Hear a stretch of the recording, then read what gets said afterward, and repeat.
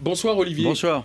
Alors, question toute simple, est-ce que Bernard Arnault a raison de porter plainte pour injure contre Libération? Oh bah, ça le regarde, hein. Il est évident que se faire traiter de con à la une d'un quotidien national, c'est pas très agréable. En même temps, on sait que nos confrères de Libé aiment les titres allusifs, et là, en l'occurrence, on voit bien où ils ont été puisés leur source d'inspiration. Mais pour aller plus loin, je dirais que cette injonction est négative. D'abord parce que Bernard Arnault, il vaut mieux qu'il paye ses impôts en France, parce qu'il vaut mieux avoir des riches qui payent des impôts qu'une armée de pauvres qui n'en payent pas. Ça, c'est le premier point.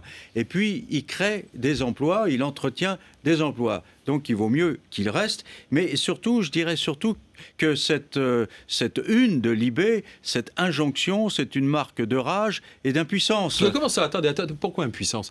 Parce que vous n'êtes pas indigné que M. Arnault ait l'intention de quitter le pays, fuit son pays, peut-être pour payer moins d'impôts, parce qu'il a beau dire le contraire. Attendez.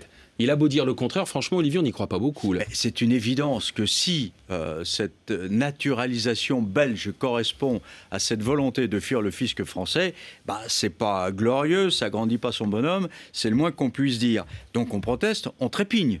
Très bien. Et ensuite, qu'est-ce qui se passe? Eh bien, il ne se passe rien. Vous savez, la une des Libé, ça me rappelle l'expression de rage qu'on a quand un automobiliste vous pique la place de stationnement que vous étiez en train de guigner depuis un bon moment. Sale con, vous dites. Bon, et puis, ça marque l'impuissance. Voilà. Donc, Bernard Arnault, il va faire comme on lui semble. D'accord. Et alors, à vous écouter, on ne fait rien. Et on ne dit rien. Mais non, je vous dis pas ça. On peut, comme le disait Pierre Moscovici ce matin sur notre antenne, revoir les conventions fiscales avec un certain nombre de pays. On peut aussi essayer de faire en sorte que l'Europe harmonise enfin ses clauses fiscales. On peut, comme aux États-Unis, taxer les expatriés. Ça, voilà, des choses qu'on peut faire.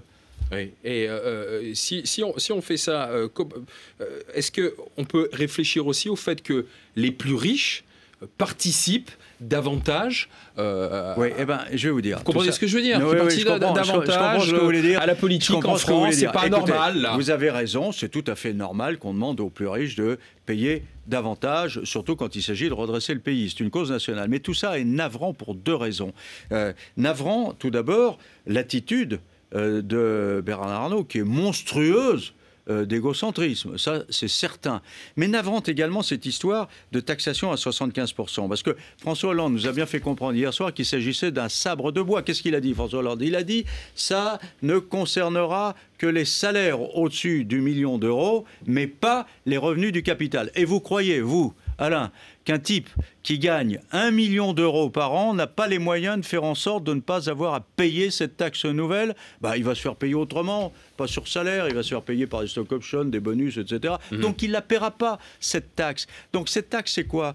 C'est un symbole qui permet de brandir l'étendard de la gauche. Et pendant que nous autres, bons Français, nous protestons, nous nous indignons, nous trépignons, nous tremblons de rage, nous vitupérons les mauvais Français, François Hollande et le gouvernement en douce, incognito, ils essayent de faire passer des mesures d'austérité, des mesures impopulaires. C'est ce qui s'appelle la politique en biais. C'est pas avec ça qu'on forme des bataillons enthousiastes. Ah, M. Bazerole, il dit que le gouvernement essaie de faire passer ça en douce, en biais.